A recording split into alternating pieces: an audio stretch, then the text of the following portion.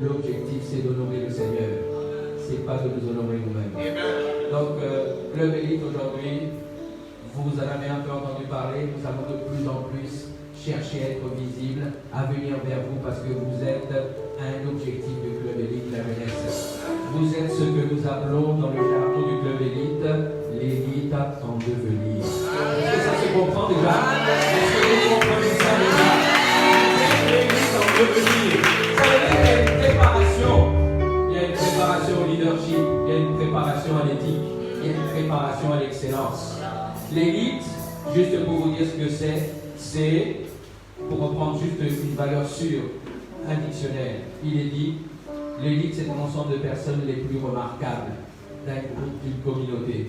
Les élites, ce sont des personnes qui, par leur valeur, occupent le premier rang. Est-ce qu'on ne sait pas déjà ça, nous les chrétiens? Deutéronome 18, verset 28, verset 13, dit que le Seigneur, dans la version de la Bible du Sauveur, dit qu'il est prévu que nous soyons parmi les premiers. Jamais le dernier. Jamais le dernier. Donc, jeune homme, jeune fille, tu es appelé à être l'élite. Tu es appelé à être le premier, jamais le dernier. Je voudrais juste dire, avant de passer à l'essentiel, à ce qui nous unit aujourd'hui, l'atelier entrepreneurial, que le Club Élite, c'est une vision, c'est une organisation et c'est une stratégie. La vision, c'est 4 piliers. C'est la promotion et la valorisation des principes moraux. Ça, c'est notre première vision. Notre deuxième vision, c'est l'entrepreneuriat. Être un incubateur d'entrepreneurs. La troisième vision, c'est l'encadrement et la formation de toutes les catégories de personnes dans l'Église et en dehors de l'Église. Il faut se former, il faut être encadré pour progresser. Comme l'a dit tout à l'heure Maman Clémentine, la servante du Seigneur. Vous avez bien écouté ce qu'elle a dit, j'espère. Mais plus que d'écouter, il faut intégrer et pratiquer. Sinon l'écoute là, non, il faut pratiquer maintenant. Ok? Et le quatrième pilier, c'est l'engagement citoyen, la promotion des œuvres sociales. Le chrétien doit être visible dans la société, n'est-ce pas? Dans la société, on doit le voir. Et c'est pour ça que le club existe. Donc nous allons travailler au travers d'ateliers, de conférences, de sensibilisation. On va être visible et c'est pour ça que nous sommes ici aujourd'hui. Merci encore à Arisco Daniel pour ces moments. Aujourd'hui, nous allons parler d'entrepreneuriat. Vous savez, l'élite, ça va très bien avec l'entreprise. Il y a comme public devant nous, et je veux saluer les internautes qui nous regardent, au même titre que vous qui êtes présents, il y a dans le public qui nous regarde aujourd'hui des personnes qui sont dans l'Église comme en dehors de l'Église. Il y a des personnes qui sont sans doute des entrepreneurs qui nous regardent en ce moment, des entrepreneurs confirmés. Il y a aussi des entrepreneurs qui commencent mais qui sont peut-être en difficulté. Et puis il y a aussi ceux qui rêvent d'entreprendre. Je pense qu'on a au moins ces 3 publics devant nous aujourd'hui. Et bien c'est à ce public que nous nous adressons. Nous nous adressons à un public qui cherche à donner un sens à ce qu'il a dans son cœur, à ce qu'il veut générer. Et entreprendre, c'est une dimension vraiment élitiste. Parce que comme il est dit à l'instant, élite veut dire que nous sommes en recherche du meilleur. Il y a une ambition. Est-ce que vous êtes ambitieux? Est-ce que vous êtes vraiment ambitieux? Alors ça doit se sentir dans tout ce que vous faites en fait. Dans tout. Que vous mangiez, que vous buviez, quoi que ce soit que vous fassiez, la Bible dit, faites-le pour la gloire de Dieu. Donc le chrétien fait tout pour la gloire de Dieu. Et quand Abel, dans un instant, va prendre le relais, lui qui est le responsable du pilier entrepreneuriat, un jeune, qui de mieux qu'un entrepreneur pour parler d'entrepreneuriat? Dites-moi, ok? C'est son entreprise qui s'appelle Tex Conseil. Et puis à la fin de ce parcours, il y a normalement un autre entrepreneur qui va intervenir, qui va nous parler de son témoignage. Il faut que vous compreniez que l'entrepreneuriat, ce n'est pas quelque chose qui doit être un rêve. Ça doit être quelque chose de concret. Il faut que l'entrepreneuriat soit quelque chose qui produise pour vous et qui produise pour la société. Amen. Donc, tout de suite, je vais laisser la place à Abel Akoussou. Est-ce que vous voulez bien l'accueillir, s'il vous plaît?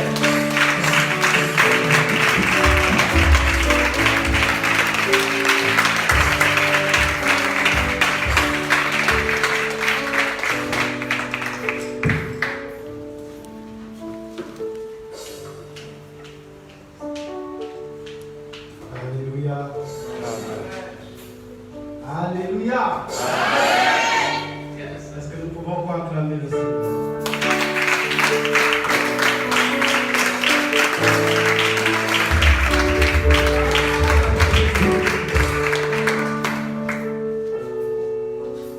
Je voudrais que nous chantions encore ce chant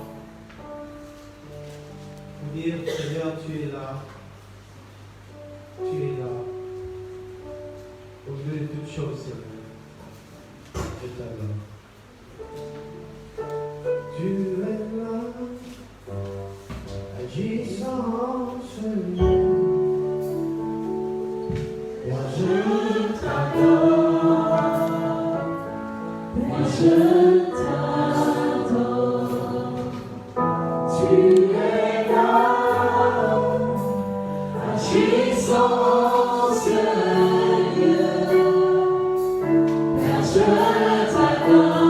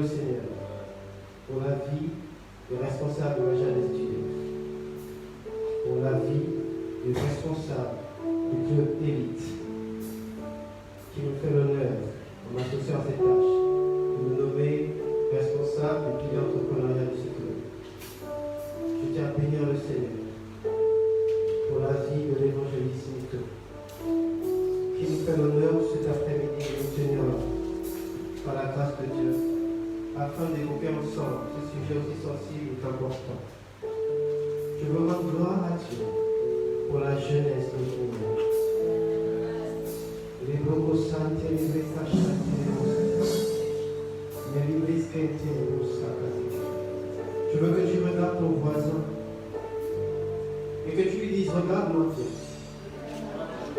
Regarde-moi Dieu. Regarde-moi Dieu. Prends une photo même avec moi. Parce que tu ne me reconnaîtras plus. Tu ne me reconnaîtras plus. Et si tu me frappes la main.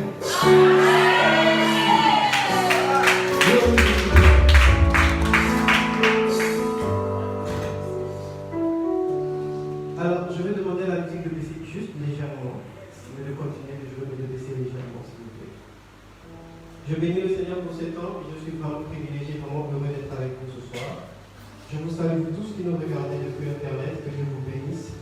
Je crois très profondément qu'en ces temps Dieu a un message pour ses enfants. Je crois très profondément que le Seigneur sait garder un reste qui fera toute la différence pour la gloire de son nom. Pour la gloire de son nom. Alléluia. Ce soir, nous parlons d'entrepreneuriat, d'élite et entrepreneuriat au Gabon.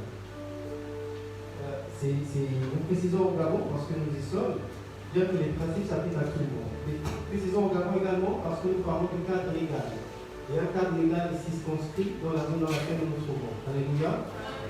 Alors, le cadre d'élite et entrepreneuriat au Gabon, cadre légal et spirituel. Cadre légal et spirituel. Est-ce que je peux dire avec cadre légal et spirituel? Cadre légal et spirituel. C'est pas souvent évident d'aborder ce sujet sur cet angle-là. D'aborder ce sujet sur l'angle du cadre légal et spirituel.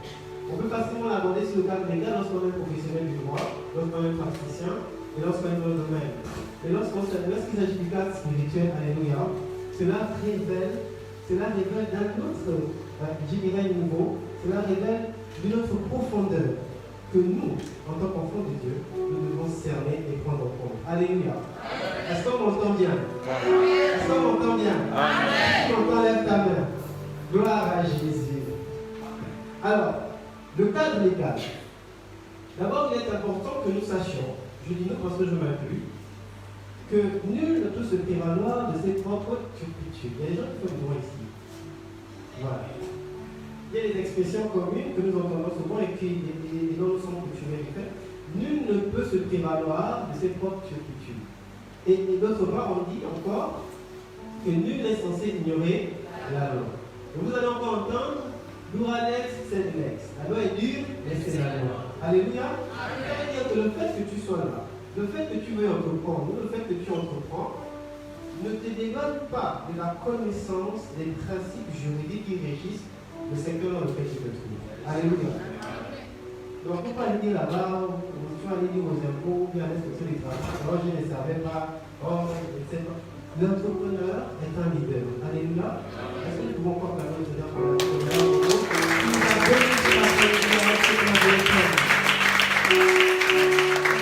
Parce que nous entreprenons, mais un entrepreneur, surtout chrétien, surtout d'élite, qui n'a pas d'éthique, alléluia, il n'en vaut pas moins.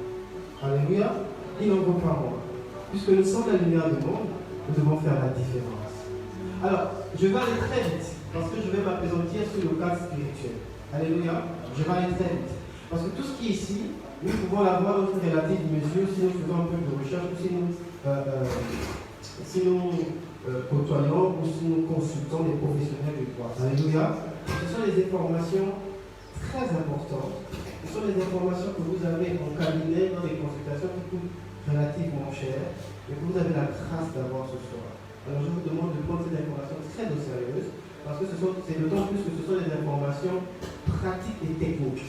Alléluia. Ce n'est pas de la théorie ou du blablabla, c'est ce qui se passe sur le terrain. Alléluia. Lorsqu'on parle d'environnement juridique, on parle d'un écosystème. On parle de facteurs qui caractérisent l'agissement de ceux qui se trouvent. Là, on parle de l'environnement. L'environnement, c'est un écosystème. Et ce qu'on je disais au départ, l'environnement dans lequel nous sommes, le droit s'applique dans l'environnement dans lequel nous sommes. Le droit qui régit les activités au Gabon, bien que nous avons l'espace Ouada, n'est pas le même par exemple en France, ou aux États-Unis, ou même encore au Canada, ou encore en Suisse. Alléluia. Alors, mais qu'est-ce que dans l'environnement juridique, nous avons le fond des textes et lois individuels qui établissent la limite et la conduite des affaires des justiciables. C'est ça l'environnement juridique. Il faudrait que vous vous familiarisez avec certaines expressions pour que vous ne soyez plus émerveillés lorsque vous entendez certains mots. Alléluia. Alors, qu'est-ce que le cadre légal et réglementaire? D'abord, vous devez savoir, comme au Gabon, le cadre légal et réglementaire qui encadre les activités entrepreneuriales, c'est d'abord la Constitution qui est la mère des lois. Alléluia. Vous avez la charte des investissements, la loi 15/98 du 23 juillet 88, qui institue la charte des investissements en République gabonaise. Vous avez l'acte uniforme révisé au Rwanda du droit commercial général, adopté à Lomé en 2000. Vous avez l'acte uniforme révisé relatif au droit des sociétés commerciales et groupements de espace. Tout part d'une idée. Quelqu'un peut dire avec moi idée. Tout part d'une idée. Lorsque vous avez votre idée, l'idée n'appartient à personne. Alléluia. L'idée n'appartient à personne. L'idée appartient à la personne qui la met en valeur. Alléluia.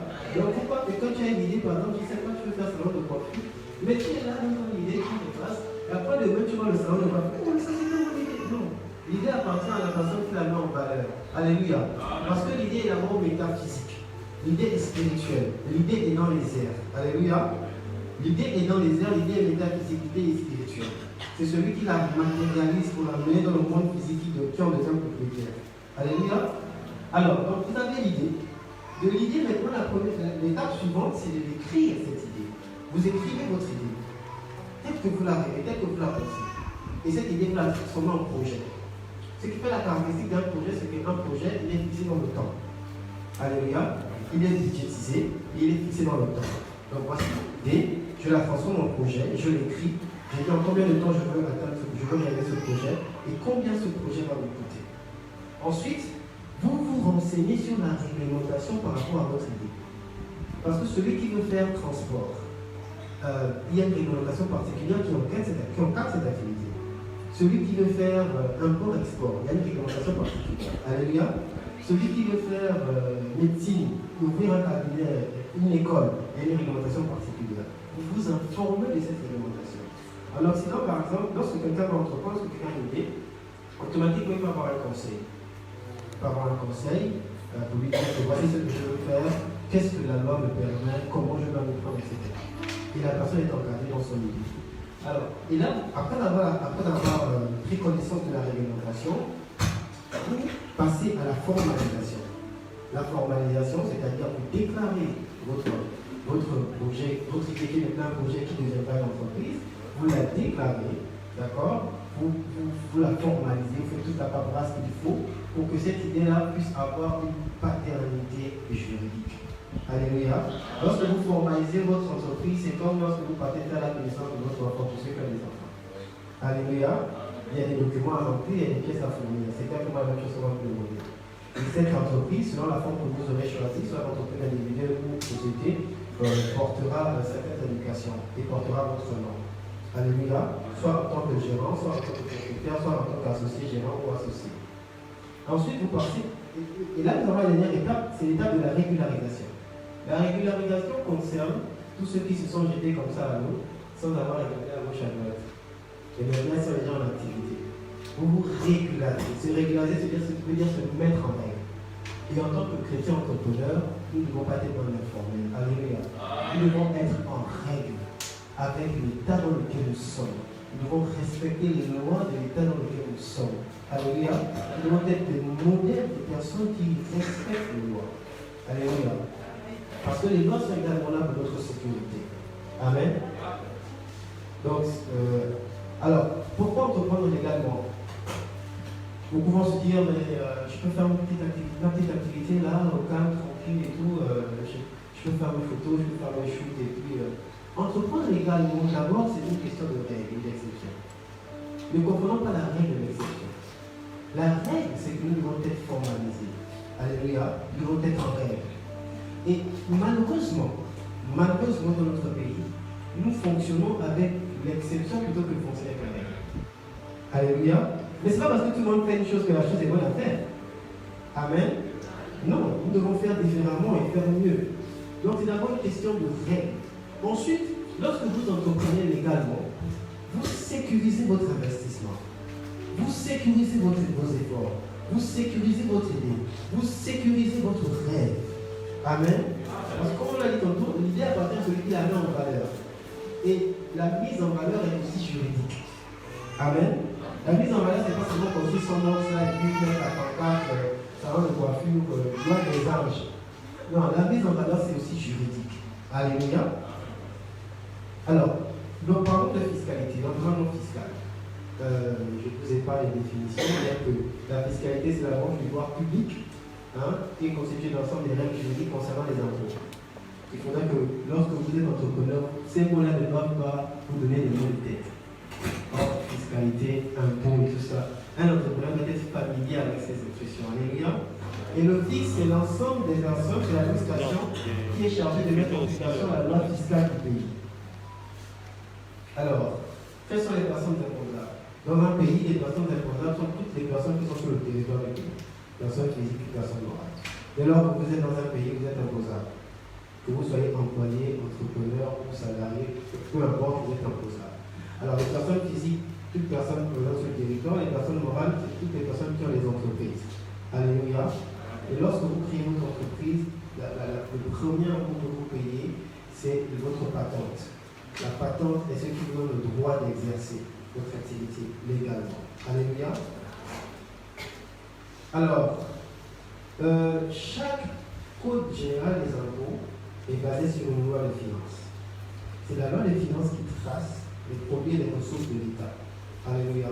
Parce que ce qui fait le budget de l'État, c'est l'ensemble de ces ressources, donc les impôts que l'État va collecter.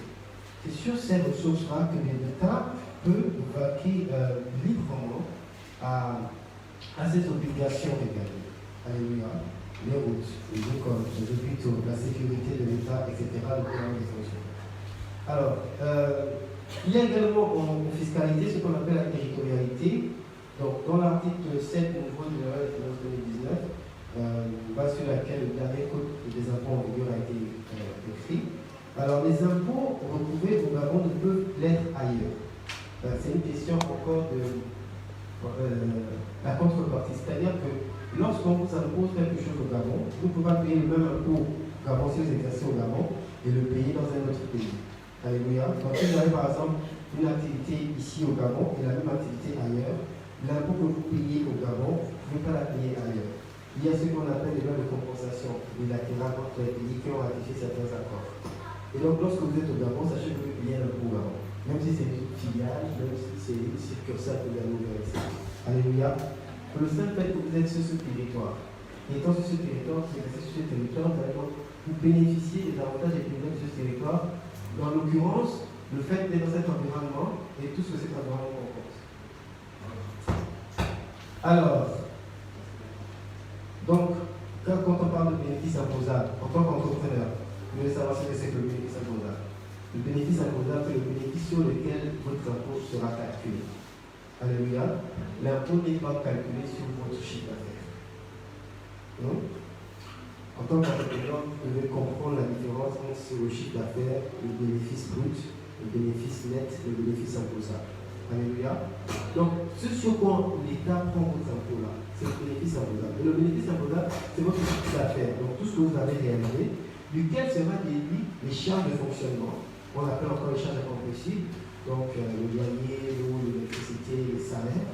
Duquel sera déduit les charges d'investissement, les amortissements et les dons et dettes. Donc tout ça, tout ce que nous venons de citer là, il n'y a pas d'impôt dessus. Il n'y a pas d'impôt dessus. Alors, le paiement de l'impôt pour les sociétés est à 25%, ça dépend. Parce que les sociétés pétrolières ont le taux, certaines entreprises, les médecins, les hôpitaux, etc., privés ont d'autres taux. Alors, l'IS est le principal impôt. Comment se passe l'IS?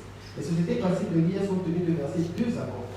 Le premier est égal au quart, le deuxième au tiers de l'impôt payé l'année précédente, de celle de l'année de l'imposition. Je vais trop vite. Je vais vite. Hein? Bon, simplement, quand vous serez, quand ça sera le temps de payer les impôts, vous devez savoir que votre impôt, vous devez le payer en 3 fois. Alléluia. Vous devez payer d'abord le quart, ensuite, c'est-à-dire que, ensuite, vous payez le tiers, et après vous payez l'année précédente de l'imposition. C'est-à-dire, si vous venez de commencer par exemple, si vous avez commencé en milieu d'année, vous ne payerez pas tout cela, vous payerez l'impôt au prorata de service. Alléluia. C'est-à-dire que par rapport à votre domaine d'activité, il y a par exemple que vous devez payer, vous la payez au prorata de service. Et si vous êtes éligible à l'IS, vous payerez soit le minimum forfaitaire, donc le minimum d'imposition, qui est de 1 million, ou alors vous serez exonéré pendant quelques années. Alléluia. Vous devez savoir qu'il y a des dates en rouge à ne pas dépasser, pendant lesquelles vous devez vous acquitter de vos quotes-parts d'impôt. Le 30 novembre, pour le premier acompte, le 30 janvier, pour le deuxième, et le 30 avril, pour le solde. Ça va? Est-ce que ça va? Est-ce que ça va?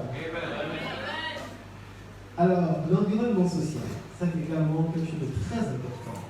En tant qu'entrepreneur, vous devez savoir que vous devez participer à l'environnement social de votre pays par le paiement de vos taxes auprès de la NAMGS et de la CDC. Suivez mon regard. Alors, donc, la loi 6/95 du 25 novembre 75 portant code social en République gabonaise parle de la CNSS. Donc, dans la CNSS, vous avez la part patronale. Donc, vous, en tant que patron, vous payez 18,5% sur chacun de vos employés. Vous cotisez à cette part-là. Et l'employé, lui, cotise à hauteur de 2,5%. Pour ce qui est de la CNGS, vous, en tant que patron, vous cotisez à 4,1%, d'accord, et le salarié, lui, à 2%.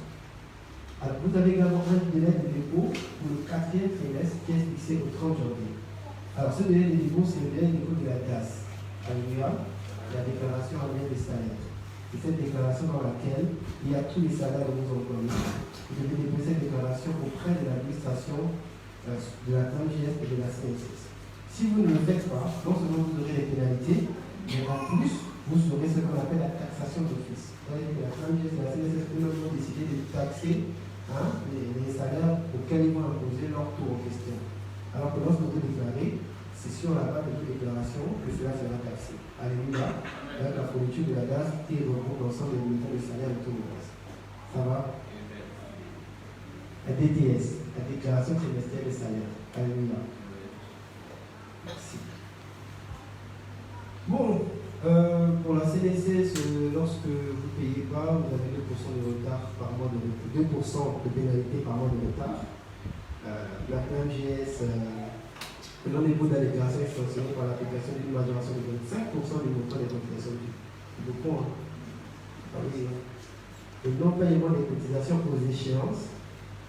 Donc, le fait que vous ne déclarez pas seulement, vous avez 25% de pénalité.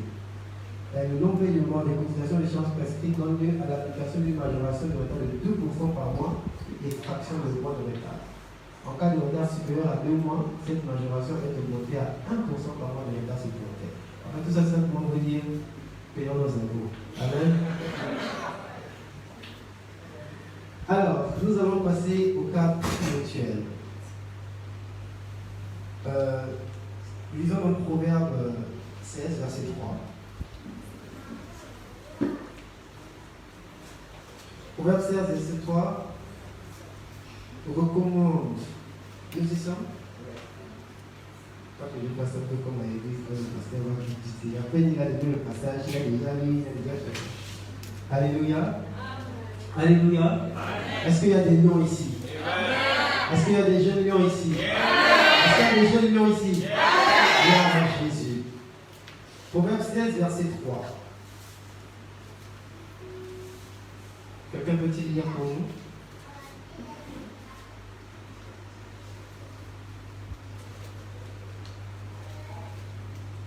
Ok. Alors, Proverbe 16, verset 3. Recommande ton activité au Seigneur et tes projets réussiront. Alléluia. Dans l'autre verset, c'est écrit recommande tes activités au Seigneur et tes projets se réaliseront. Lorsque nous parlons de cadre spirituel, de quoi parlons-nous exactement? Je voudrais d'abord nous dire que lorsque nous parlons de cadre spirituel, nous parlons de positionnement. Alléluia. Nous parlons de positionnement. Parce que tout est question de positionnement. Recommande tes activités au Seigneur et tes projets se réaliseront. En fait, ce verset veut simplement dire que lorsque vous créez votre entreprise, lorsque vous voulez créer votre entreprise, chacune des étapes de la création de votre entreprise, vous devez la présenter au Seigneur. Alléluia. Du choix du nom, au choix de l'endroit, au choix des couleurs, au choix du siège, au choix de vos collaborateurs, même où vous allez aller, chacune des étapes. C'est la recommandation au Seigneur de chacune des étapes qui vous accordera le succès et la réussite. Alléluia. J'ai envie de nous dire, mêlons Dieu à nos affaires. Amen. Mêlons Dieu à nos affaires, parce que Dieu ne se mêle pas où on ne l'invite pas. Si tu ne l'invites pas, il ne vient pas. Ou bien, si tu ne l'invites pas, il ne vient pas. Si tu ne l'invites pas, il ne vient pas. C'est un gentleman. Alléluia. Au commencement, Dieu. Je laisse pas verset. Au commencement, Dieu. J'ai dit au départ que c'était une question de positionnement. Tout ce que nous faisons, nous devons le faire en commençant par Dieu. Alléluia. Je veux créer un business. Je veux monter une entreprise. Je veux monter une affaire. Au commencement, Dieu. Alléluia. Dieu doit être au commencement de toute chose. Il doit être au centre de toute chose. Alléluia. Tout doit commencer par Dieu. Alors, entrepreneuriat, chrétien ou élite? Est-ce que vous pouvez aller en Jean 1, verset 12? Jean 1, verset 12. Chrétien ou élite? Est-ce qu'on est chrétien ou on est élite? Jean 1, verset 12. Qui nous y sommes? Jean 1, verset 12. Alléluia. Je lis la parole de Dieu. Jean 1, verset 12.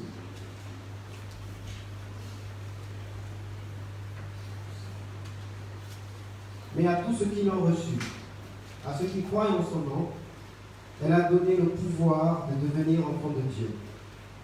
À 13, lesquels sont nés non du sang, ni de la volonté de la chair, ni de la volonté de l'homme, mais de Dieu. Je voudrais le dire ce soir, que lorsque nous acceptons le Seigneur Jésus, lorsque nous devenons enfants de Dieu, nous avons le pouvoir. Amen. Amen. Donc lorsque tu entreprends, sache que tu entreprends pas comme n'importe qui. Alléluia. Sache que tu entreprends comme quelqu'un qui a un pouvoir, quelqu'un qui a une autorité. Alléluia. Chrétien ou élite?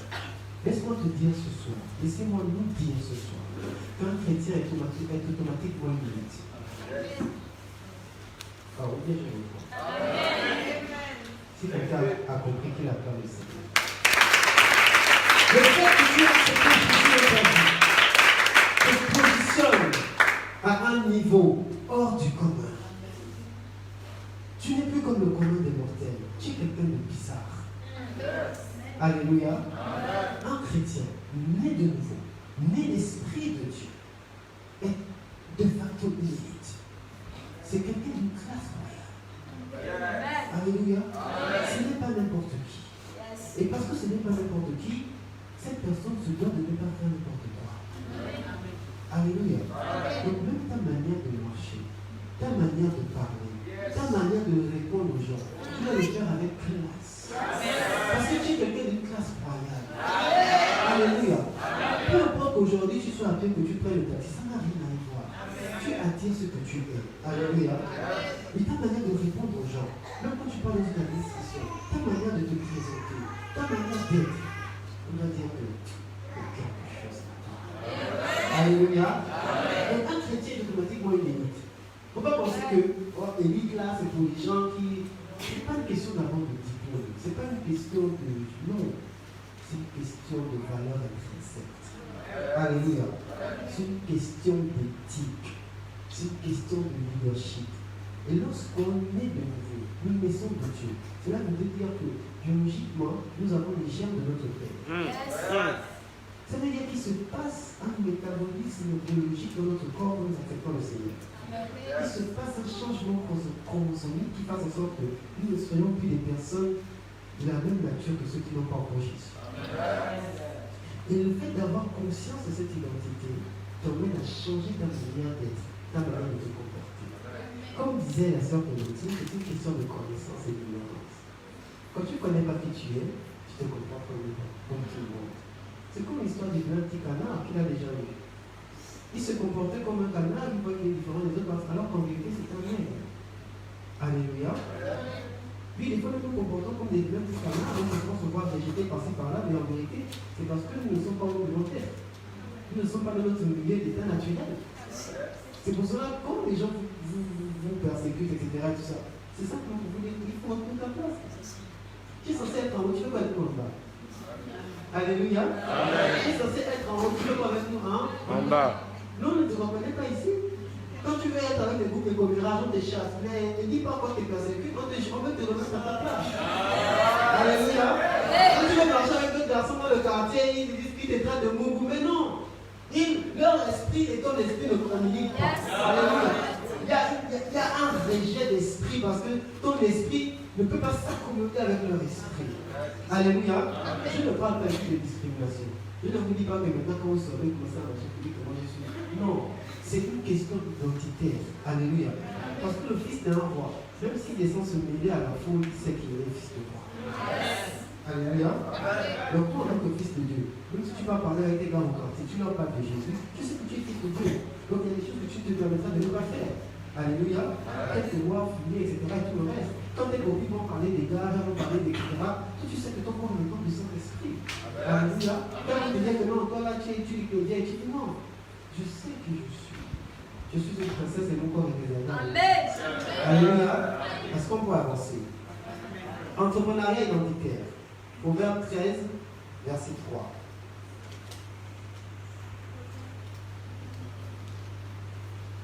Proverbe 13, verset 3, c'est...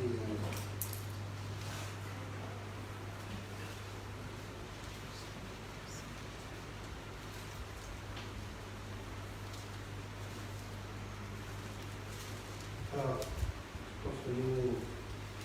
Proverbe 13, verset 3, il est écrit...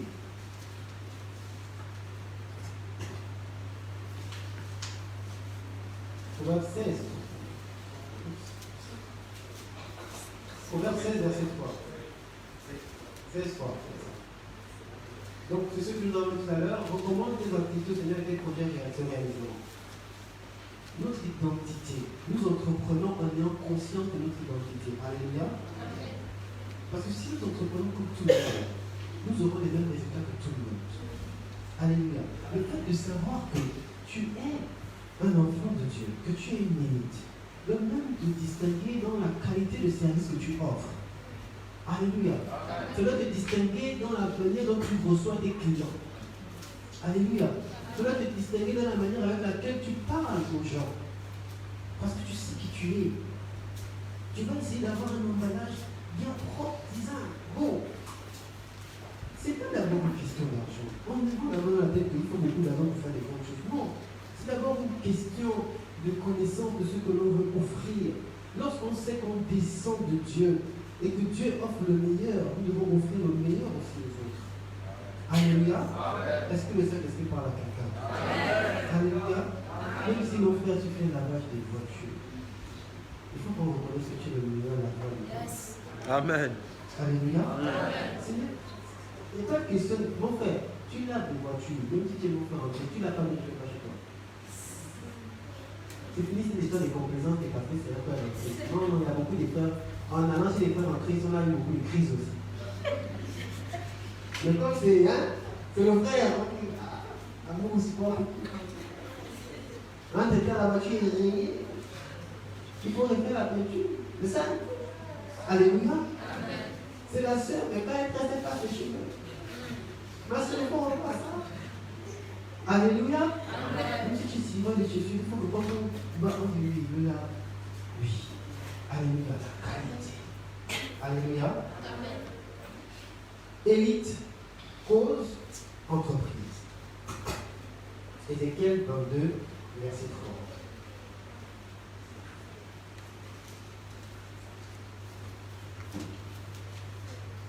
30. Alors, dans Ézéchiel 22, verset 30, qu'est-ce que le Seigneur nous dit? Je cherche parmi eux un homme qui élève un mur, qui se tienne à la brèche devant moi en faveur du pays afin que je ne le détruise pas et je ne trouve point. Alléluia. J'aimerais attirer votre attention parce que c'est très sérieux ce que je veux dire. Pourquoi voulons-nous entreprendre? Pourquoi voulons-nous faire les affaires? Pourquoi voulons-nous avoir les entreprises? Est-ce que c'est seulement pour avoir de l'argent? Est-ce que c'est pour rouler dans une bonne voiture, être à l'aise? Bon, ceux qui disent non là, pourquoi vous voulez entreprendre? Alléluia. Parce que, il faut pas comprendre, hein. Il y a entreprise, déjà que l'entreprise, là, il faut spécifier que nous parlons d'entreprise à but lucratif, donc, les sociétés, tout ça. Mais puis, l'ONG, c'est aussi une entreprise, hein. Alléluia. Oui, une association, c'est une entreprise. Et là, nous parlons d'entreprise à but lucratif.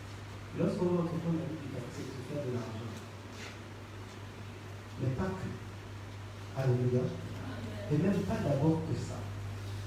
Nous devons aspirer à entreprendre pour la cause de Christ. Amen. Alléluia. Amen.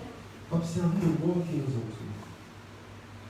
Tous ceux qui réussissent et qui atteignent un certain niveau dans leur vie, dans leur entreprise, défendent une cause. Sont ambassadeurs d'une cause. Alléluia. Vous avez d'autres qui défendent les causes des femmes, vous avez d'autres qui défendent les causes des gens, je ne sais pas comment, arc-en-ciel ou quoi. Vous avez d'autres qui défendent d'autres causes, les causes ésotériques, etc. et tout le reste. Mais où sont les fils de lumière qui défendent les causes de l'évangile? Tant que vous ne défendrez pas une cause, vous ne pourrez pas aller loin. Vous pourrez entreprendre, avoir une affaire florissante, même avoir de l'argent. Mais il y aura quelque chose qui manquera dans la vie. Parce que lorsque Dieu nous positionne sur la terre, c'est pour un but. Alléluia. Amen. Alléluia. Amen. Il faudrait que dès la racine, nous ayons conscience que si nous allons entreprendre, et si nous entreprenons, c'est pour une cause. La cause de l'évangile de Christ. Afin que la bonne nouvelle soit prêchée partout dans le monde. Alléluia. Élite, cause, entreprise.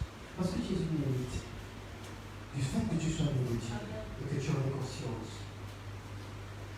La cause de Christ, voir la cause de Christ, voir les nations être gagnées à Christ, voir l'amour de Dieu toucher d'autres personnes comme cela t'a touché, participer à ce que l'évangile aille loin, financer la mission, faire en sorte que tout le monde soit atteint et entendre parler de Jésus, te pousse à entreprendre et dire Seigneur, je veux entreprendre pour ta gloire.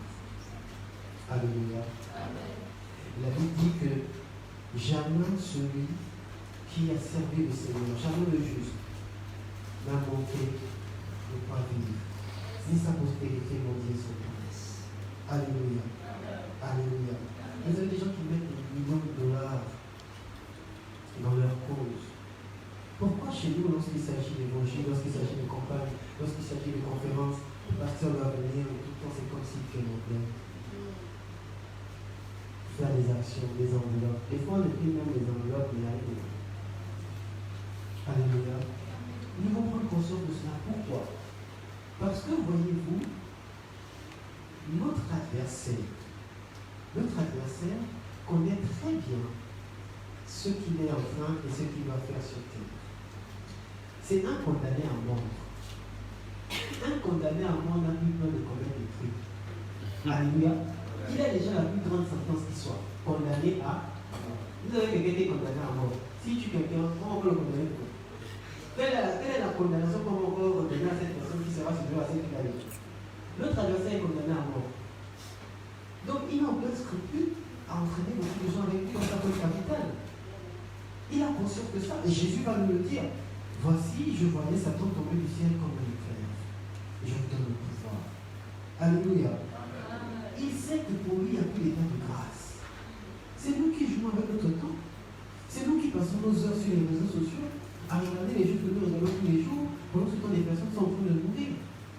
Pendant ce temps, d'autres personnes relativement jeunes comme nous, moins jeunes que nous, ou plus jeunes que nous, sont en train de se sacrifier pour des causes magnifiques. Nous passons toute la nuit devant la télé. Savez-vous qu'il y a des personnes qui passent toute la nuit en train de faire des implantations pour que la jeunesse ne décolle pas?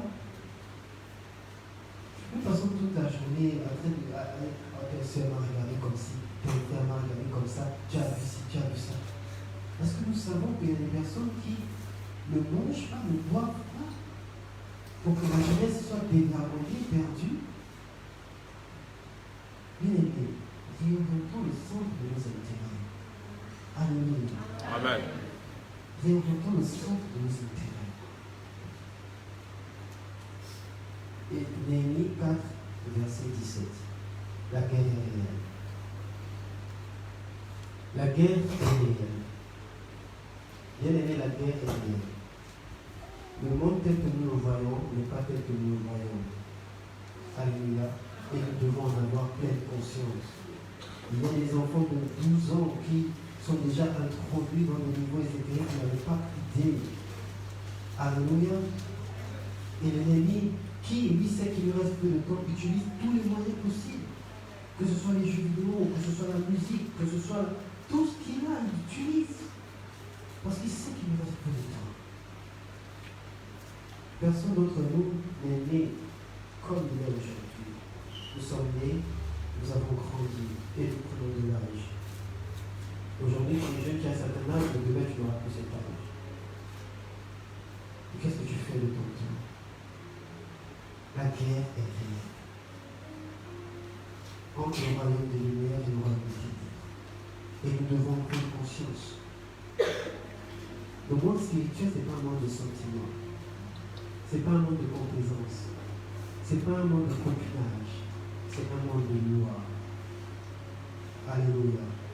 Et il est temps qu'en tant qu'enfants de Dieu, nous prenons conscience de ces lois-là et que nous les appliquons pour faire triompher la vérité. Pour que les forteresses qui sont érigées contre la connaissance de Christ soient ébranlées à la lumière de la parole de vérité. L'épée et la truelle de l'humain. Nous allons terminer par là. Ensuite, je vais appeler mon ancien de la série. Néhémie 4, verset 17. Ceux qui bâtissaient la muraille et ceux qui portaient ou chargeaient les fardeaux travaillaient d'une main et tenaient une arme de l'autre. Dans l'autre version, c'est écrit que ceux qui bâtissaient la muraille avaient la truelle d'une main et l'épée de l'autre. L'épée et la truelle est également la symbolique de notre vie en tant qu'être humain et être spirituel. Alléluia. En tant qu'être humain, nous devons travailler. C'est la truelle. En tant qu'être spirituel, nous devons prier. C'est le combat. C'est l'épée. Lorsque Moïse était sur la montagne et que Josué était dans la vallée, la Bible dit qu'il était assis sur une pierre. C'est le roc de Jésus. Et lorsqu'il avait les mains levées, Josué avait la victoire. Mais lorsqu'il s'avertissait, Josué était dominé. Et alors vont intervenir deux personnes, Hur et Aaron. Et laissez-moi nous dire que Hur est de la tribu de Juda, la tribu de la royauté, la tribu de Lion. Aaron est de la tribu de Lévi, la sacrificature. Et Hur, la tribu de Reine, représente l'homme. Et Aaron, la tribu de Lévi, représente le côté spirituel, l'épée et la tribu.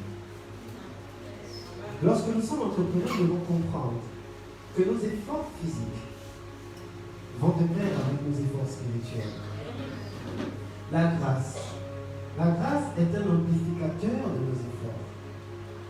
La grâce est un coefficient multiplicateur de notre sacrifice. C'est-à-dire que ce que tu devais attendre en 10 ans, la grâce te le fait récolter en 1 an. Mais la grâce n'indique pas le sacrifice. La grâce n'indique pas l'effort. Le fait d'avoir la grâce ne veut pas dire que tu vas pas aller au travail avec. Ça veut pas dire que tu vas pas étudier. Tu vas étudier.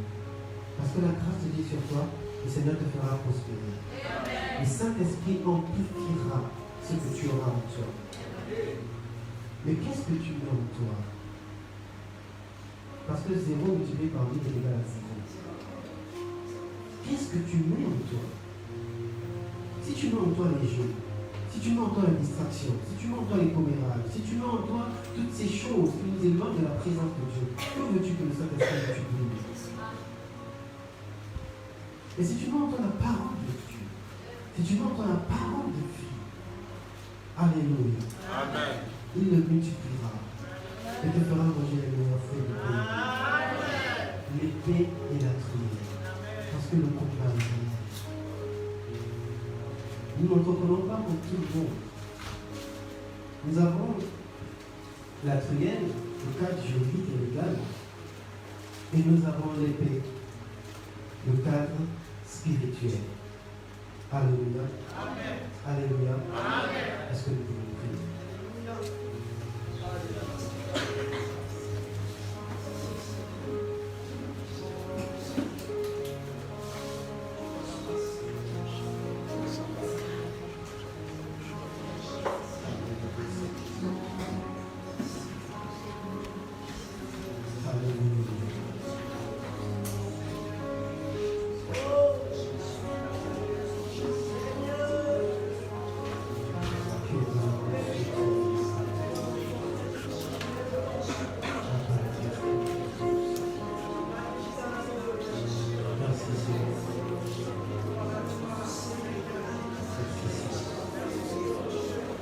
Seigneur, nous te prions.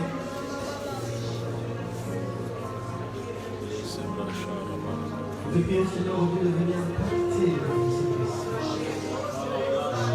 Saint-Esprit, viens impacter nos vies. Viens changer notre mentalité. Et viens nous renouveler, Seigneur. Au nom de Jésus, je prie que toutes les forteresses psychotéliques contre, Seigneur, Dieu, la personne et les enfants, tombe maintenant au nom de Jésus. Et tous ceux qui nous suivent, nous sont impactés par la parole de Saint-Esprit. Parce que tu lui as réservé, Seigneur, un peuple. Parce que tu as quelque chose à accomplir pour la gloire de Dieu. Seigneur, nous t'invitons pleinement. Pleinement, Jésus. Au nom de Jésus, viens remplir la joie. Viens remplir nos vies, Seigneur. Au nom suprême de Jésus. La parole de Saint-Esprit.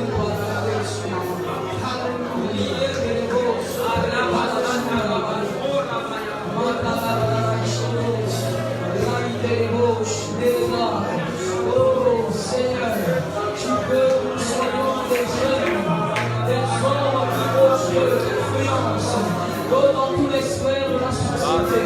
Ah Seigneur, oh les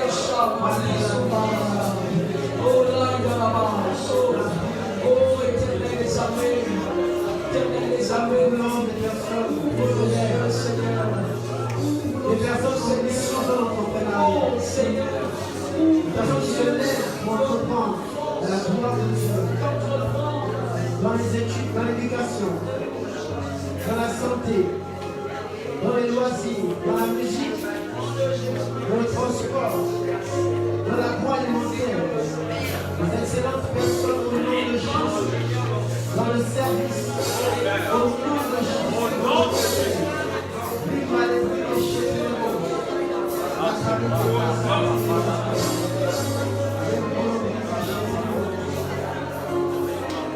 Nous allons ces trois appels. Tu es là. Et tu as un projet de créer une entreprise dans le secteur des jeux. Lève-toi. Tu entreprends dans les jeux.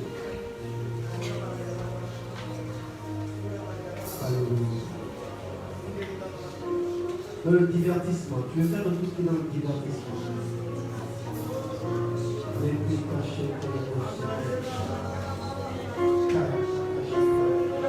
Tu es là et tu vas entreprendre de la communication. De la communication et de l'éducation. Le Seigneur t'appelle. Alléluia.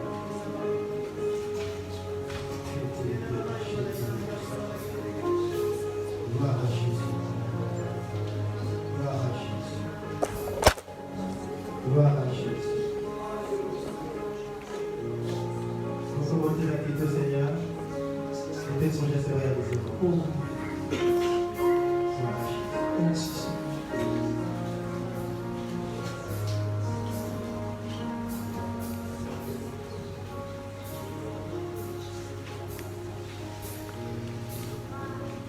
Nous bénissons le Seigneur pour cette présentation par Abel Abossou, responsable du pilier entrepreneurial du Club Élite et DG de la société Tex Conseil. Avant de donner la parole à un autre entrepreneur qui va nous apporter son témoignage, je voudrais juste faire une petite synthèse de tout ce que nous venons de dire pour fixer un peu dans nos pensées les choses majeures. Nous avons voulu une présentation de l'entrepreneuriat qui a pu vous surprendre peut-être, mais nous avons voulu que deux volets soient abordés, la partie technique et la partie des valeurs de l'entrepreneur. Parce que nous sommes des gens de valeurs. Parce que nous sommes fondés sur des valeurs. Nous faisons et nous devons faire, nous devons entreprendre de manière à honorer constamment, inlassablement notre identité de chrétien. C'est ça le message de l'entrepreneuriat lorsqu'on est chrétien. Nous créerons des activités pour générer des richesses. Ne nous voilons pas la face. C'est une réalité. Mais ne le faisons pas pour une finalité d'enrichissement pur et simple. Soyons des entrepreneurs qui bâtissent, donc qui voient au-delà de la richesse et de la présente génération. Il y a autour de nous des sociétés qui sont enracinées depuis des décennies, depuis le siècle passé, depuis 2 siècles, 3 siècles. On mange des produits qui existent à partir d'entreprises qui ont été fondées il y a déjà des décennies et des décennies. Nous utilisons des produits qui sont là, existants, des techniques, des technologies qui ont des générations derrière elles d'existence. Voyons avec des yeux comme ça dans l'entrepreneuriat. Ce que je bâtis, ce que j'entreprends doit conduire aussi à voir Jésus et à vouloir le suivre. C'est-à-dire que la façon dont nous faisons et ce que nous faisons, il doit faire ressortir quelque chose qui pousse les gens à se dire, mais c'est quoi ce truc spécial chez vous là? Un peu comme lorsque vous allez dans une boulangerie. Vous voulez acheter un pain le matin, mais vous voulez acheter un gâteau pour un anniversaire. Vous ne choisissez pas la boulangerie. Vous ne vous dites pas, tiens ça là pour cet événement là, je vais aller là-bas. Donc vous voyez que nous sommes tous élitistes dans notre façon de voir. On voit avec la qualité, on voit avec une ambition, mais on ne se donne pas toujours les moyens. Il faut changer notre mentalité. Il faut changer notre éthique personnelle. Parce que souvent, on se laisse emporter par le flot, la façon de faire. Mais nous avons une identité. Et entreprendre, c'est peut-être ce qu'il faut retenir le plus important, c'est la paix, l'épée naturelle. C'est-à-dire que quand on entreprend, il y a des efforts. S'il vous plaît, n'entrez pas dans l'entrepreneuriat si vous voulez vous rester assis et donner des ordres à distance. Ça ne marche pas comme ça. On ne peut pas fonctionner comme ça. Il faut produire des efforts, mais il faut aussi s'appuyer sur le Seigneur. Et c'est là que nous pouvons avoir du succès. Et c'est à ce moment-ci que je voudrais vous présenter une personne. Je l'appelle aussi DG. J'appelle tous ceux qui entreprennent DG. Moi, je suis administrateur du club élite. Je ne suis pas administrateur général du club élite. Ok? Je suis administrateur. Mais les généraux, là, ce sont ceux qui sont là sur le terrain et ils produisent. Ils sont exceptionnels, ils sont merveilleux. Voilà pourquoi j'ai de la fierté à vous parler d'Abel Agossou et il vous a parlé. Mais j'ai aussi de la fierté à vous présenter celui qui va, pendant quelques minutes, à nous apporter un témoignage de son expérience d'entrepreneur. Il est le DG de la société Oren Service. Et il va vous présenter sa société dans un instant. Je vous invite, en acclamant, en encourageant, Julie Kael, vous bénis, s'il vous plaît. Qui donne pour la parole à la et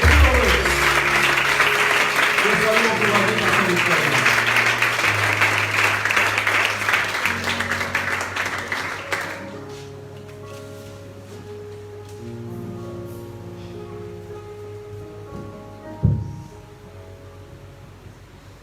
Bonsoir à tous.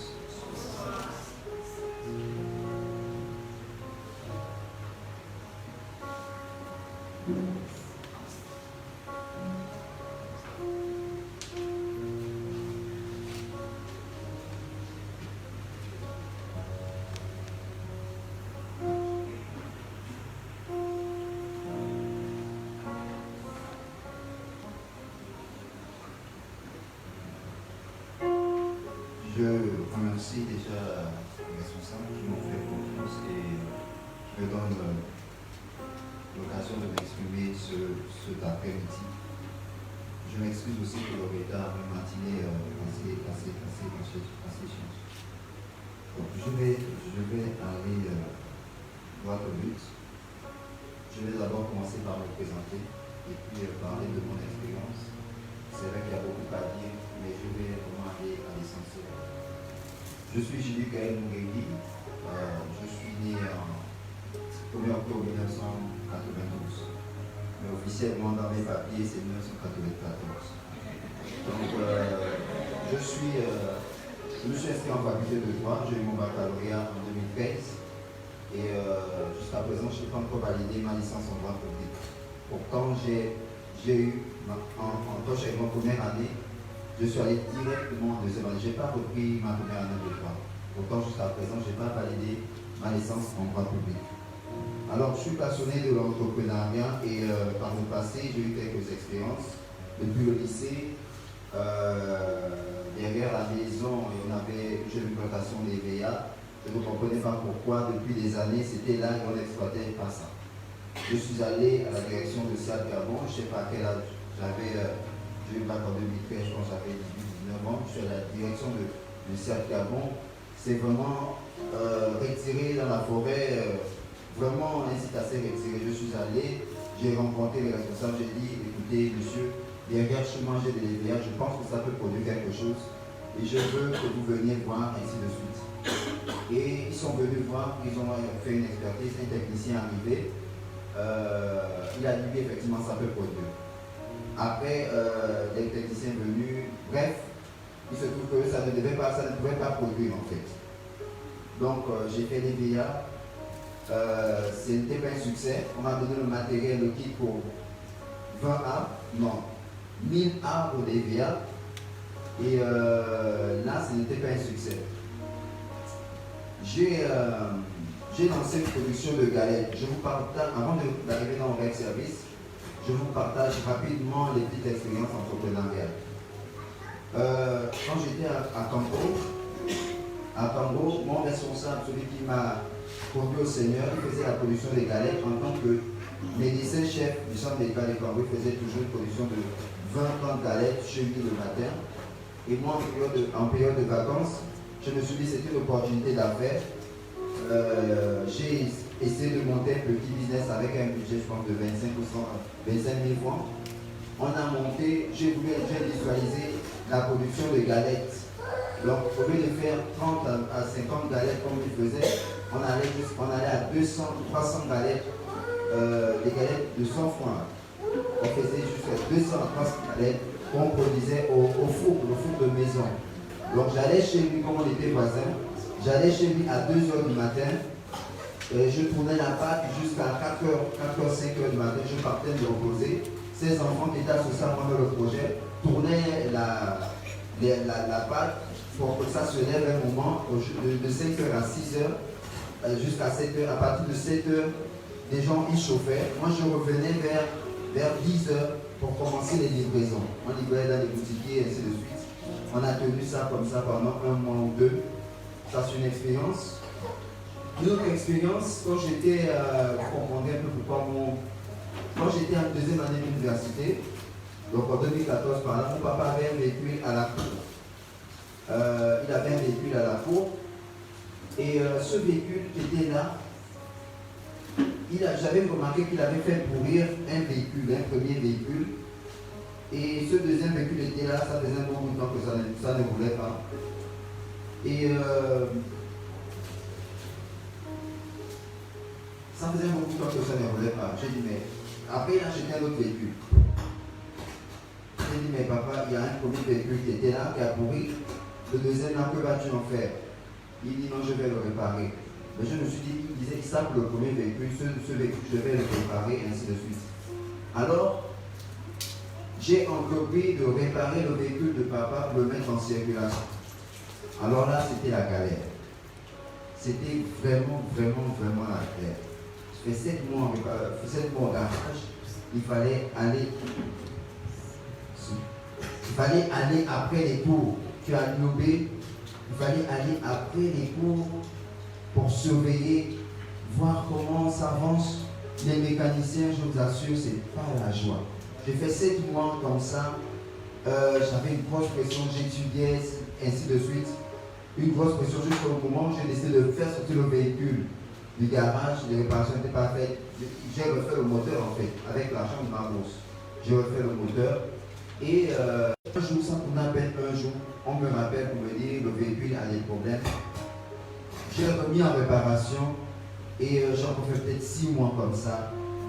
Ça n'a pas marché jusqu'à ce qu'on a dû vendre le véhicule. on a pu vendre nos véhicules en fait. Lorsque je suis à en 2014, sensiblement en 2016, moi je suis président d'une association, le club des anciens élèves de Congo. Je suis président de cette association depuis 2015 jusqu'à aujourd'hui. En fait, j'ai fait un mandat de 4 ans.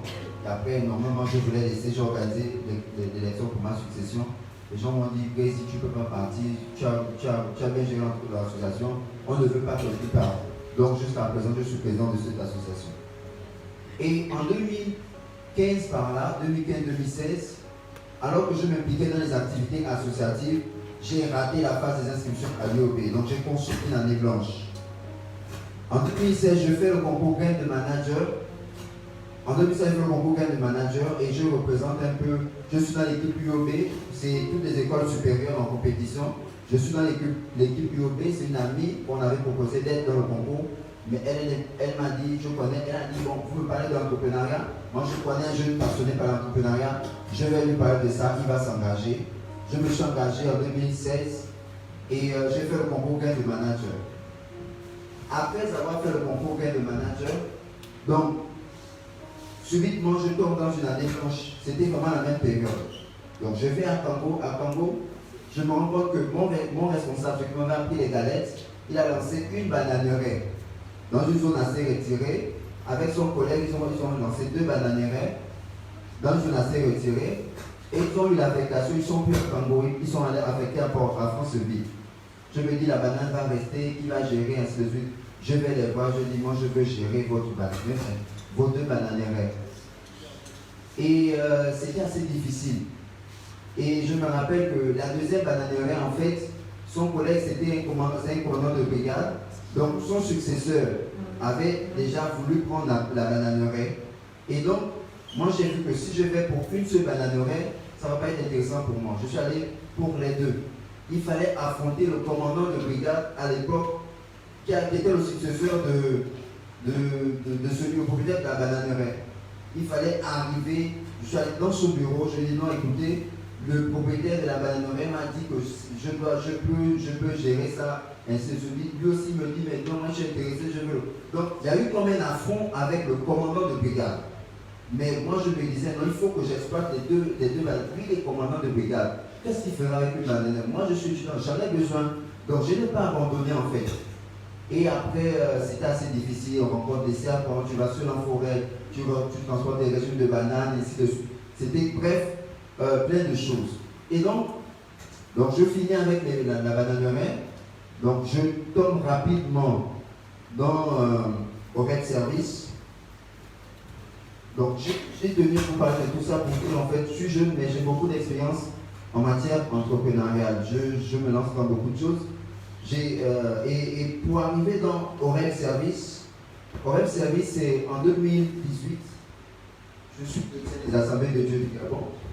Donc, à l'époque, je priais à l'annexe de l'Iguala à Dragage. Mais on avait un projet toujours avec le même responsable qui m'a appris les galettes, ainsi de suite, qui m'a donné la bananeraie, qui m'a même aussi, parce que j'étais pendant quasiment 3 ans superviseur départemental de mobilisation sociale lors des campagnes de lutte de vaccination contre la poliomyélite.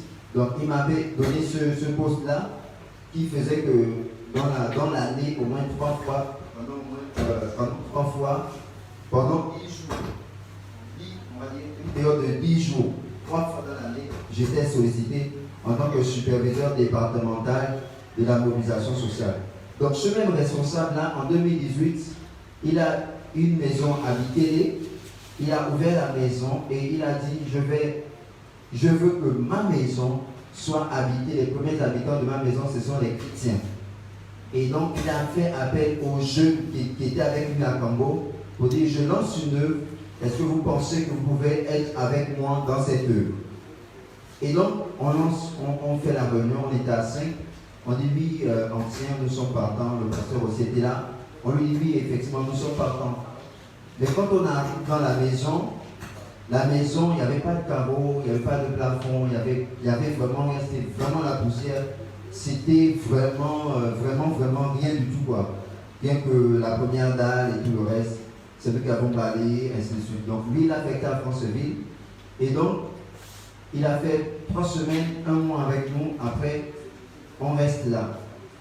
On arrive, la maison, il y a à peine le réchaud. Il n'y avait rien à manger. Il n'y avait pas une caisse pour lancer le. C'est lui. C'est lui en fait qui essayait d'envoyer quelque chose quand il y avait des besoins. Mais ce n'était pas toujours évident. Après, on lance l'œuvre, il n'y a pas de piano. Il dit, bon, j'ai lancé l'œuvre, on a lancé l'œuvre, c'est dans ma maison. Il y a un besoin là, c'est le piano. J'envoie 200 000 francs pour acheter le piano. On est en 2018, il décide d'envoyer 200 000 francs pour le piano. L'argent est là. Je dis aux autres, les frères, écoutez, pour venir, on est chacun dans nos maisons. Pour venir ici, c'est les problèmes de taxi. Écoutez, le piano, on en a besoin, c'est vrai, mais je pense que si on prend cet argent, on achète une déboussailleuse, on peut travailler et on va rembourser l'argent du piano. Et ils ont apprécié l'idée. Mais c'était un peu nonchalant. Moi, j'ai fait un voyage vers les Bambas. 1 mois après, je reviens. Les gens sont d'accord du projet, mais personne ne bouge.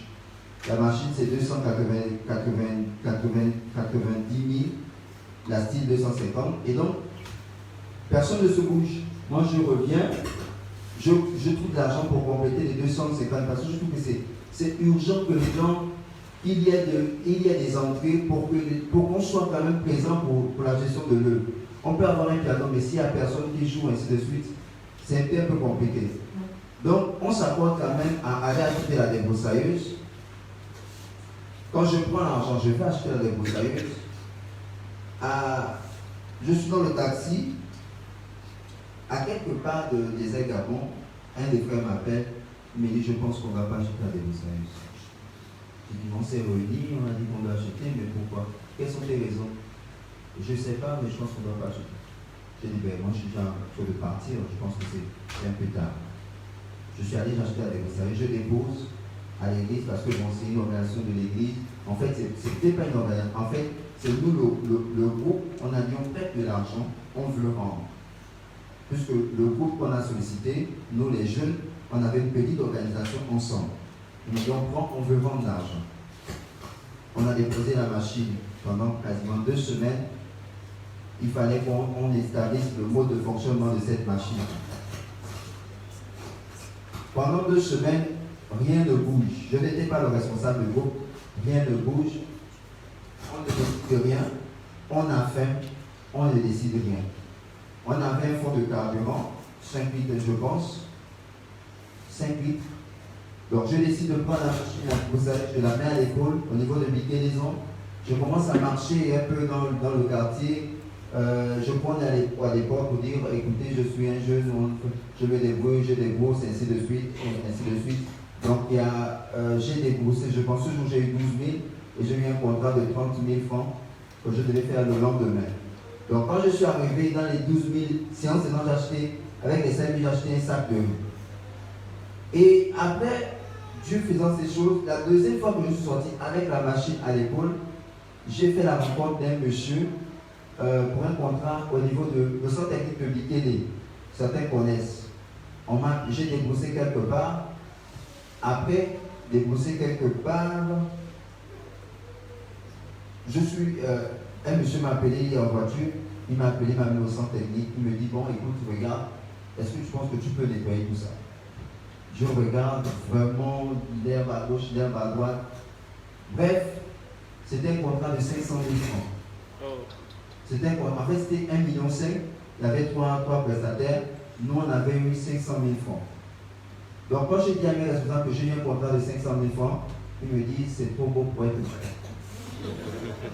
Et c'est le jour où j'ai eu l'avance, ils ont compris que c'était vrai. Après c'était là le début des problèmes. Parce qu'après, l'église a récupéré la machine en disant vous êtes là pour l'église, la machine c'est pour l'église. La gestion de 500 000, c'était le chaos, je vous assure. Parce que moi, je me suis dit, c'est le début de l'entreprise. Je suis allé, j'ai pris 1 million d'essence, j'ai pris le matériel de sécurité, j'ai pris les bottes, j'ai pris ceci, j'ai pris cela. Et je ne savais pas qu'on m'attendait. Je me disais, mais tu dépenses l'argent qui t'a permis de dépenser l'argent comme ça, et ainsi de suite. On a fait j'ai boosté les gars, on a livré au chantier. Et quand on arrive, on s'assoit, je dis ton frère, les gars, voilà l'argent. Je pense que, bon, après on peut dire que j'étais peut-être un peu gourmand, je ne sais pas. Mais j'ai dit, bon, pour ce marché, je pense que je vous fais chacun un pointage, parce que c'est moi qui ai négocié le marché et tout le reste. On me dit, non, écoute mon frère, c'est la machine de l'église, tu déposes l'argent, on fait les comptes, et on te donne ta part en tant que travailleur. Point barre. J'ai dit, je ne suis pas d'accord de ça. C'était vraiment le début des problèmes. On m'a dit, écoute, toi tu aimes l'argent, tu aimes l'esprit, tu penses à ton intérêt personnel, les responsables, on a fait des réunions, j'ai pleuré, je vous assure. J'ai vraiment pleuré. La machine, après, finalement, l'église a récupéré la machine. Jusqu'aujourd'hui, là, ils ont récupéré la machine. Il y a eu plein de problèmes derrière. Vraiment plein de problèmes derrière.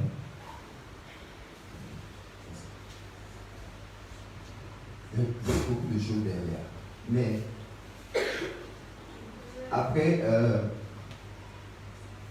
après, j'ai toujours, je me disais, j'ai l'école que je n'arrive pas à financer.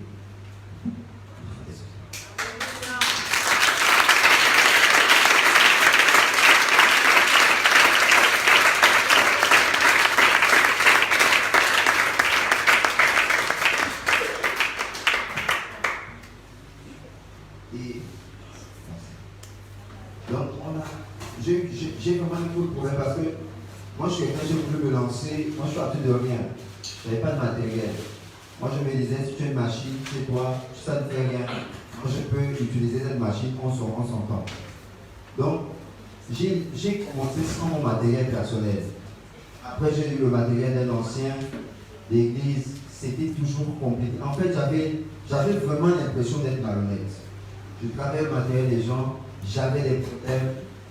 L'ancienne église m'a même, son épouse a appelé un commandant m'a appelé au téléphone pour me dire, je dis Gaël, tu suis le commandant tel, on t'a porté plainte, et ainsi de suite. C'est compliqué. Et je vous assure, je n'avais pas le soutien de mes parents, je n'avais le soutien de personne. Vraiment personne. Jusqu'à un moment où j'avais la volonté de lancer l'entreprise. En fait, désolé, je pense que j'ai déjà dépassé le temps, je vais terminer. J'avais la volonté de lancer l'entreprise. Et même avant de lancer l'entreprise, je me disais, si je travaille pour la FEGAFOOD, je peux travailler pour de grandes structures. Moi, je suis allé rencontrer le DG de l'ENA en PK11. J'ai dit, bon, certainement les gars qui ce sont des Ouest africains, est-ce qu'ils ont des papiers? Moi, je suis allé rencontrer le DG de l'ENA, je n'avais pas encore les papiers, ainsi de suite. Et j'ai fait un devis, bon, après, ça n'a pas été concluant. Pour finir, je me suis dit, j'ai eu tellement de problèmes. Il faut que je me batte pour avoir soit ma machine, soit je fais les papiers, mon agrément, ainsi de suite. La fiche circuit. En mars 2020, il y a une opportunité, une sœur de l'église me dit, on cherche des jeunes qui veulent travailler à Mouila, ça pointe bien. Je me présente, je pars en mars 2020, je suis parti à Mouila. Là-bas encore, c'était difficile. Avant que le courant ne frappe ici, que le couvre-feu et tout le reste, moi j'étais à Mouila, en plantation comme ouvrier agricole. Là-bas, c'était encore difficile. Le premier mois, c'était 11 000 francs de salaire, le tout premier mois. J'ai fait quoi? 3 mois. J'ai fait mars, avril, mai, juin. En juillet, je suis revenu, je suis libéré. Je n'avais tous les 3 mois, je ne sais pas si j'ai. Moi, j'ai quand même eu peut-être 100 000, mais c'était assez difficile. Donc, je n'ai pas eu l'argent pour. Je suis allé avoir soit l'argent pour la débroussailleuse, soit l'argent pour faire les papiers de l'entreprise. Je n'ai eu aucun des deux. Sauf que j'ai eu des idées pour valoriser mon projet. Quand je reviens à Libreville, je me dis, les gens savent que je suis allé pour un objectif. Qu'est-ce que je vais dire? Et ce que je viens de dire, c'est qu'avant de partir, j'avais résolu de faire une année blanche.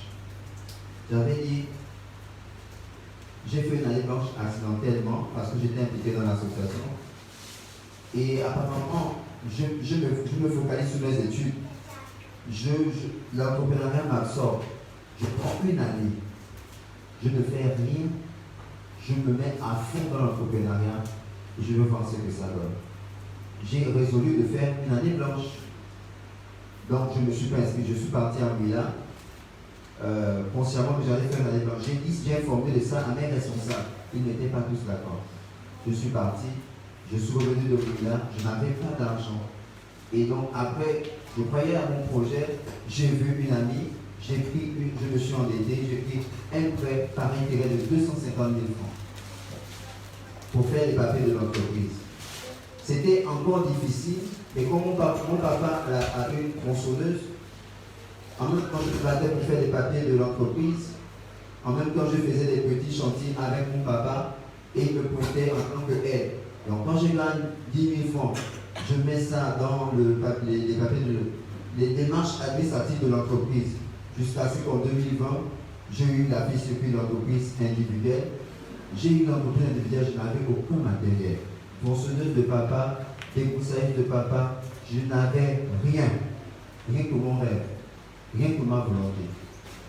Et j'ai géré l'entreprise individuelle, je n'avais pas de matériel. Après, il y a quand même une qui est en France qui me dit oui, je crois beaucoup en toi. Elle m'a dit je vais en France, je vais te faire un dépôt, ainsi de suite. Elle m'a fait un don de 300 000 francs. Donc 300 000 francs là, ça m'a permis d'acheter. Après je me suis dit, parce que là aussi en entrepreneuriat, il faut faire vraiment des choix. Je me suis dit, est-ce que j'achète une débroussailleuse? J'avais un problème de téléphone, j'avais un problème de beaucoup de choses. Moi en fait, moi, je suis très battant, vraiment battant. Vraiment battant. Et donc, je me suis dit, bon, la machine, c'est bien, ça me permet d'aller débrousser. Mais beaucoup de gens, les débroussailleuses, ils n'ont pas des entreprises prospères. Moi, j'ai dit 300 000, j'ai investi dans la communication. J'ai fait des gilets, j'ai fait des t-shirts. J'ai vraiment investi dans la communication. J'ai fait des visuels pour présenter une entreprise sérieuse. Plutôt que le matériel, on peut toujours trouver. Mais la renommée, ça se bâtit en fait. J'ai investi dans la communication. Et donc, je n'avais toujours pas... Mon père a une débroussailleuse à la main, il a une tronçonneuse à la maison. C'est mon père, on se bat, mais je peux prendre, je vais débousser ou bien prendre d'amis. Mais l'image, ça prend du temps pour bâtir. Moi, j'ai investi dans l'image en fait. J'ai investi dans l'image, dans la communication. Parce qu'en tant que président de l'association, j'ai des partenaires, je suis passé au Don Banja, et ainsi de suite. Moi, j'ai investi véritablement dans la communication. Et donc, c'est comme ça que l'entreprise a connu progressivement ses succès. Et après 4-5 mois, je me dis, bon, l'entreprise a du potentiel. Et dans le potentiel, je n'ai pas d'argent. Il faut que je trouve des actionnaires, il faut que je trouve des gens qui peuvent mettre de l'argent. Je me rappelle à l'époque, je gérais ça avec mon comptable. Moi-même, c'était des fois, je laissais ça aller. Et voilà, je me suis dit, je suis allé à Mouila, j'ai vu une bonne opportunité d'affaires, je peux valoriser ça, ainsi de suite. C'est comme ça que je prends un message. Moi, je suis étudiant de droit, je connais les procédures pour appel du capital, ainsi de suite. Mais parfois, je me dis, entre ce qui doit être et ce qui se fait, il y a parfois un écart. Parfois, il faut prendre le risque de dépasser un peu certaines limites. C'est dans le forum, j'ai envoyé le message que je veux être, je cherche des actionnaires, ainsi de suite. Certains m'ont écrit, ainsi de suite. Et après, c'était aussi compliqué. Les gens, il fallait convaincre des personnes. Il fallait beaucoup de stratégies, il fallait beaucoup de choses. Et puis voilà, l'entreprise est désormais une SARL. Oreille Service est une SARL qui a un siège. On est à Nzengayon, Cité Rose. Pour ceux qui connaissent Cité Rose, il y a l'immeuble Faubert à côté. Il y a un autre immeuble où il y a des Mauritaniens en bas. Nous sommes au 2e étage. Nous sommes en haut. Et nous sommes vraiment très sollicités. On n'a pas encore beaucoup d'argent, mais ça viendra par la grâce de Dieu. On est très sollicités parce que on est dans un secteur assez prépondérant, l'agriculture. On fait des aménagements des espaces agricoles, on fait de l'abattage, on fait beaucoup de choses. En réalité, quand on discute avec les gens nous disent en réalité, vous êtes la première entreprise à être dans l'aménagement des espaces agricoles. Donc aujourd'hui, j'ai du personnel, j'ai un assistant, aussi le superviseur.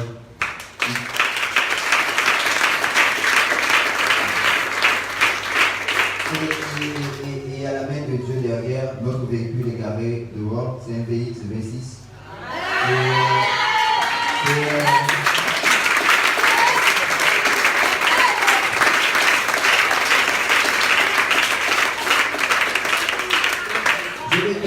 Je vais terminer en disant quelque chose, c'est que pendant que j'étais à Milan, je travaillais au LAM, je me suis rendu compte qu'il n'y avait pas d'église. J'ai ouvert une cellule dans la maison où on était logé. Pendant que je travaillais, j'animais une cellule durant mon séjour à Hollande. C'était la première fois que j'ai lancé mon œuvre à moi-même. Je la gérais moi-même. J'organisais les réunions de prière, ainsi de suite. Et donc, je n'ai pas mis de côté la vie du chrétien en fait. Et donc, Dieu bénit, et on espère que demain, on fera le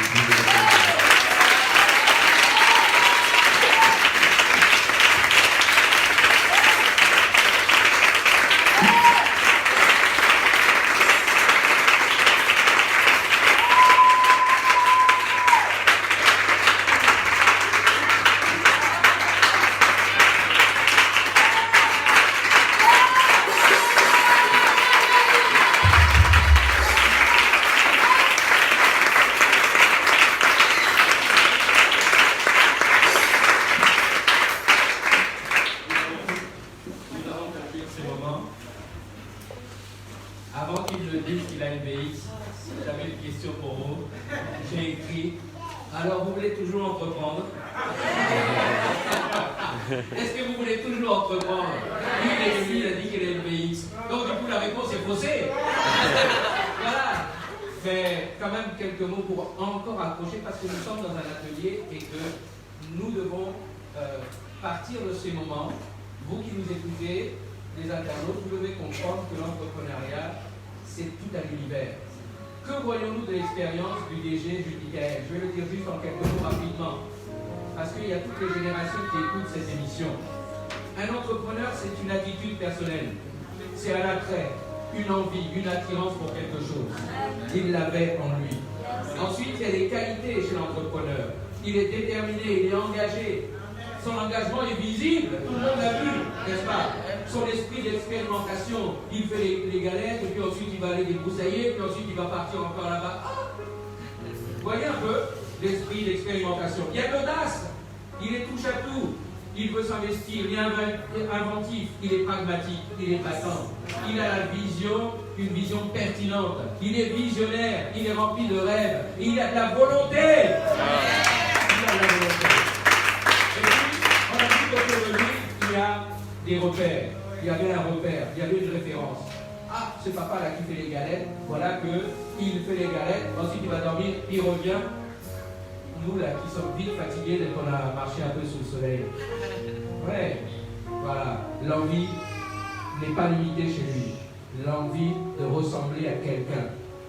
Est-ce qu'on a envie de ressembler à quelqu'un?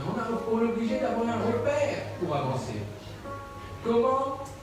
Parce qu'il y a des petites expériences qu'on néglige. Mais il a commencé par des petites expériences. Alors attention, parce que c'est vrai, autour de nous, vous aurez des incrédules, comme dans l'église. Et on va vous dire, non, tu n'y arriveras pas. Non, tu es trop ambitieux. Non, tu es trop... Oui. Et on va vous la casser. Et Judy Kael, il s'est laissé avoir là? Non, il ne s'est pas laissé avoir. Il a avancé. Ok, attention aussi aux jaloux. Mais il a eu l'esprit, il veut aussi être un mentor et un sponsor pour les autres. L'entrepreneuriat, il l'a dit, absorbe. Mais le prix de l'effort, c'est le succès. Le prix de l'effort, c'est le succès. Le prix de l'effort, c'est le succès. Dis-moi à ton voisin, peut-être qu'on peut prendre. Le prix de l'effort, c'est le succès. Assurément. Ok. Et aujourd'hui, dans la société, dans le Gabon, aujourd'hui, au rêve, va grandir. Au rêve, surprise va prospérer. Que le Seigneur le bénisse à moment dans son travail, dans son entreprise, dans tout ce qu'il a fait, parce qu'il est investi dans sa communauté et il a même, vous avez entendu, ouvert une cellule. Donc, Que le nom de l'Éternel soit béni. Je termine avant de donner la parole à Respo Daniel. J'ai entendu dire qu'il y a des questions sur le forum. On n'aura peut-être pas la possibilité de répondre à toutes les questions, mais vous pourrez toujours, vous aurez la réponse parce qu'on va les traiter hors ligne. S'il vous plaît, acceptez d'attendre que nous les traitions hors ligne. Florespo va nous transmettre ça. Et puis voilà. Je veux remercier les lions qui sont là. Je vois qu'il y a aussi beaucoup de lions.